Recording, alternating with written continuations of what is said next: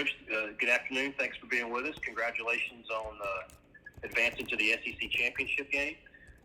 While we wait on questions for Coach Kelly, press 10 to get in queue to ask a question. But Coach, while we wait on those questions, would you mind commenting on your team's season and as you prepare to face Georgia in the SEC championship game next week?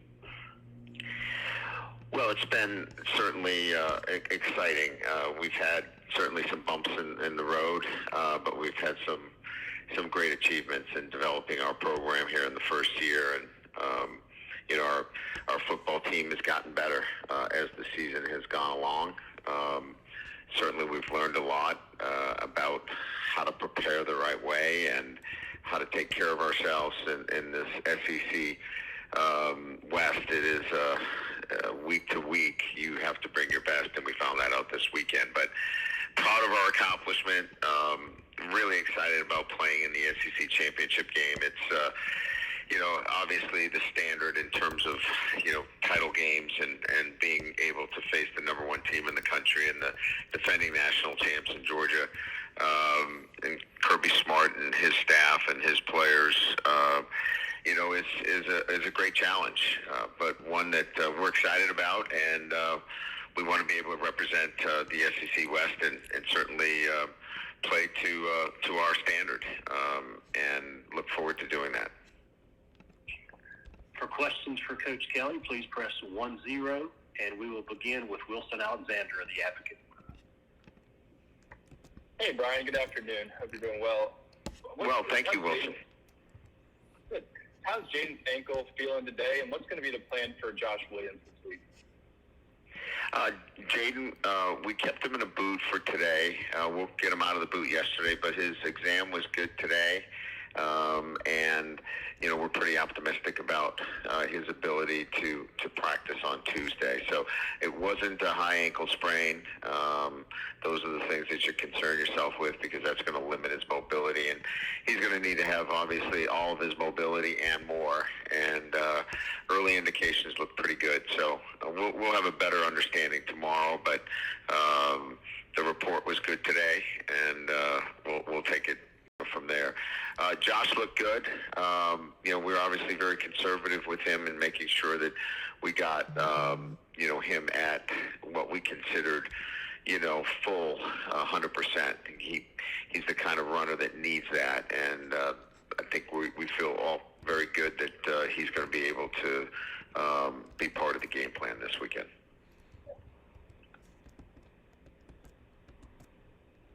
Next is Chip Towers, the AJC. Yeah, Coach, certainly a wild ride for you guys this season. Regardless of what happened in the A&M game, you're here. So I just wonder, thinking back and you getting ready for the season, did you think this was a realistic goal, or you guys kind of exceeded what you thought you might be able to do in year one? Yeah, we didn't have a board in our team room that said, SEC West Championship. Our board was, about, a standard and getting to that standard, building better habits, how we thought, how we prepared. So it was much more about a process than it was for, any particular goals. So I'd be lying to tell you that was one of them, or it wasn't one of them, because it really wasn't even part of our thought process. It was really about, getting our guys to, live to a standard that we have set within the program. And that's generally what most coaches are looking at in year one. You're not thinking about outcomes quite as much. Yeah, and I just wonder, having met Georgia, 2 times in pretty recent 19 and 17, does that help, or is that ancient history in terms of having already seen Georgia a couple of times as a coach? Well, it knows what you're going to get. Kirby's still the head coach. They're going to be disciplined. They're going to be physical. There's new coordinators, but the kind of system that you're going to get, and the preparation, the discipline, all of those things are going to be part of Coach Smart's team. So all those things are going to be the same, but the personnel's different. The coordinators, the schemes are a little bit different. but one thing they haven't lacked is in recruiting. They've got outstanding personnel and really good players that we'll have to prepare for. Thanks. Next is Glenn West, 24/7 Sports. Hey, Coach. Good afternoon. How are you? Good, you? Doing well. Just had a quick question, quick follow-up on John Emery. Just having a bounce-back game like that for him, how important was it to see him get into the end zone a couple times, hold on to the football, and kind of have a good bounce-back game after last week? Yeah, I think he needed it. I think he needed it for himself. I think that obviously he took it hard last week, the week before, and not taking care of the football. And Coach Wilson does a great job of making sure that those guys understand how important it is. So it was great to see him come back this week with, again, I think, from his career best 3 rushing touchdowns. So a really nice way to respond from some adversity, and that's what this game gives you the opportunity for, and it was good to see it. All right. Thank you. Yes, sir. That's with Steve Moulton in the VZZN. Coach, congratulations on getting to Atlanta in year 1. Hope you're doing well today, sir. Thank you, Steve. I appreciate it. I wanted to ask what you saw film-wise coming off of that A&M game over the weekend, or yesterday, Coach, excuse me. Yeah, I think, uncharacteristically, we've played with traits. Not there as much. Playing smart, having a great attention to detail, some of the focus that's necessary. For some reason, those things weren't in place, and we have to play with those traits. And yeah, we have talent, and our talent has to show as well. But the real success of this team has been the ability to rely on traits and talent, and some of those traits were not there for whatever reason. And our players know it. They took it hard after the game. They care. They really want to make sure that something like this doesn't happen again. We can get beat, but we don't want to be beat with not bringing our very best. And so, unfortunately, it's one of those lessons to be learned in terms of how you need to prepare each and every week. Again, I think our team understands that. And, Coach, if I could also ask about the Georgia tight end room, a lot's been made about Bowers and Washington. So how lethal of a 1-2 punch is that Georgia has a tight end, Coach? I think lethal is a good word. Darnell Washington is a large person, 6'7". I mean, there's nobody that really has a favorable matchup against him. And then, Bowers, he leads the team, I believe, in receptions. He's a Lombardi Award finalist. Coach Monken gets him involved in everything from handoff sweeps to, I don't know if he's throwing the ball yet, but I'm sure he will.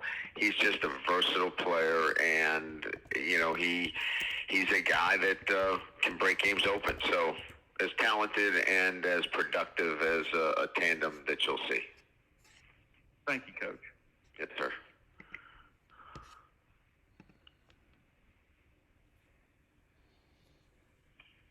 Next, we have Liz Clark of the Washington Post. Coach, thank you for being available. At whatever point college football expands the playoff, I'm wondering if you have any thoughts on how or if it will affect the various conference championships, the stakes, the excitement, the importance of them. Any thoughts on that?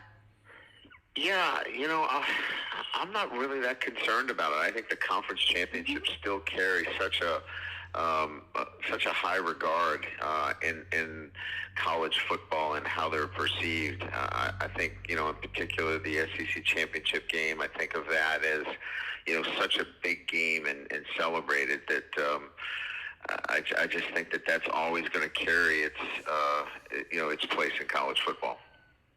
Got it. And then if I could quickly ask, do you have a preference or point of view on when you should go to 12, whether the 24 regular season, 25, 26, any thoughts? I don't know that I have a particular date. I would like to see it expanded if they think that they can, bring it all together. Because the more the better for me in terms of playoffs. Okay. Awesome. Okay, well, thank you. All the best. You're welcome. Next will be Mark Weiser, the Athens Banner-Herald. Hey, Coach. With Texas A&M, why were they more effective running the ball against you guys than the teams you have seen in the last month? What was it particularly with the scheme or the matchups? No, I don't think it was either one of those. I think that, again, part of a standard in terms of play is about doing your job, and obviously, there are times when, whatever the circumstances are, you're not as focused. Your attention to detail is not where it needs to be. And Texas A&M played well, and their back, Chain is an outstanding back, and he's difficult to corral. He made some great runs. But the traits that I mentioned that we bring with our team were not as prevalent for some reason. And it's my job to make sure that they bring them each and every week, because our margin is not great. We can't overcome not bringing our traits and talent. And so there wasn't any, well, I've never seen this scheme before, or we're not aware that this back is outstanding.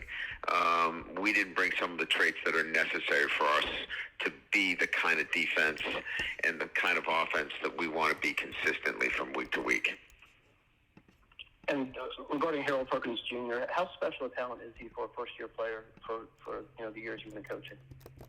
He's very, very talented. But like I said, it's both. He's got to bring his traits and talent together. If he brings both of those, he is an elite and special player.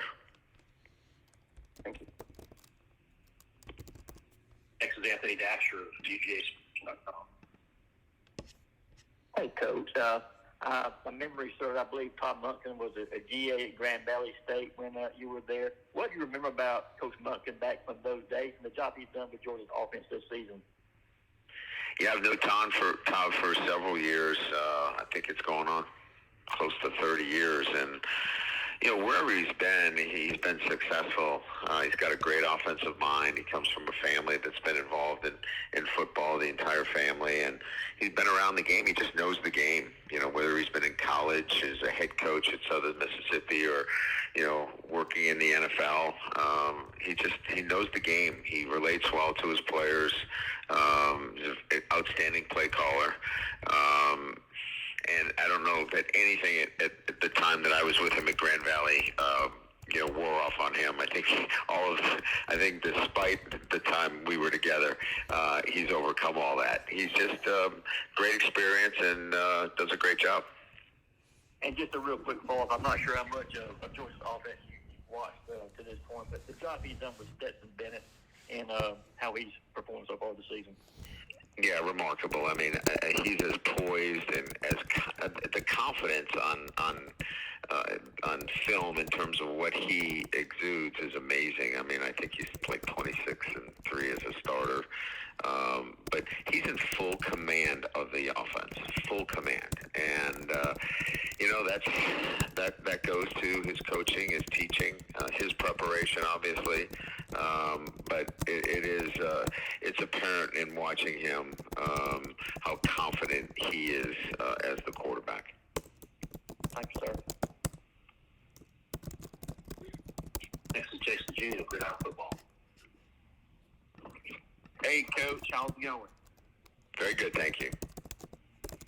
So, Coach, I was going to ask, in just adverse situations, like last night, and I know you talk about leaders and finding leaders, but after the game, who are some of those guys that stepped up and, provide leadership to the guys, in adverse situations, in terms of, trying to preach what you've been preaching over your first year as head coach?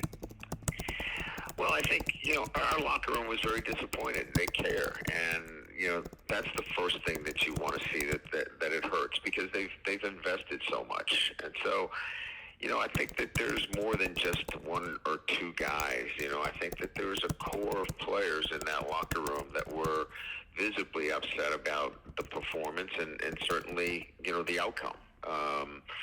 So I don't know that I could single out one particular guy. I think our captains have been great all year. I think Mike Jones has been great. You could see he was out there representing our defense in the press conference. So, guys like that really understand the day-to-day and what we go through are generally the people that we put out in front. But there's more than just one. We have a lot of guys that understand our process, and we're very disappointed. And they're, when they came in today for treatment, it was still the same feeling. But now we've flushed it away, and we got to get ready for the number one team in the country. And Coach, my final question would be just when you look at this Georgia defense and how athletic they are, just what challenges does this defense just bring in general? Well, first of all, it's the scheme is outstanding. They mix it up 3 down and 4 down, and they do a really good job of when you get you into 3rd down, they're going to give you a variety of looks. But obviously Beal and Carter, outstanding. D linemen. I think Dumas Johnson is he's a Buckus Award finalist. He's an outstanding player. The back end is young and athletic, really good ball skills. So, it's just Coach Smart obviously has got his hand on everything that happens in this program, but in particular on defense, and you can see that. I'm familiar with their defensive structure, having gone against them a few times, and they continue to get better each and every week. Thank you, Coach. Yes, sir. With a follow-up from Anthony Dasher. Yeah, Coach, just real quick. I know Cortez Hankton joined your staff from Georgia last year. What's been his biggest impact? Well, I think first and foremost, in the passing game, he's intimately involved in what we do in the passing game. I think he's done a really good job with implementing that into what we do on a day-to-day basis, as well as developing relationships with our current players and in recruiting. He's from the state of Louisiana. He's back home, so to speak, and he's from New Orleans. So, he's going to be a great asset in our recruiting as we get underway, certainly in earnest here over the next couple of weeks. I appreciate it. Thank you. Coach, will finish you up with another from Steve Moulton. Okay. Yes, Coach. Having some previous experience both with the college football playoff as well as the ACC championship game, did that ACC championship game have more of a playoff feel in your experience, Coach? No, I don't know that it felt like a playoff as much as, the playoffs are so unique and so different in the venues that they're in. I think the championship felt different than a regular season game, but it didn't feel like a playoff. I mean, I think this SEC championship in Atlanta is going to feel maybe a little bit closer to that. But I think that's kind of what we're expecting. So, again, getting to an SEC championship game, I think is going to have a different feel than maybe, any other game that I've been in. So it'll be exciting. And finally, Coach, one name that I honestly haven't heard too much of an update on because it occurred so early, Mason Smith in that ACL tear back in the first game against Florida State.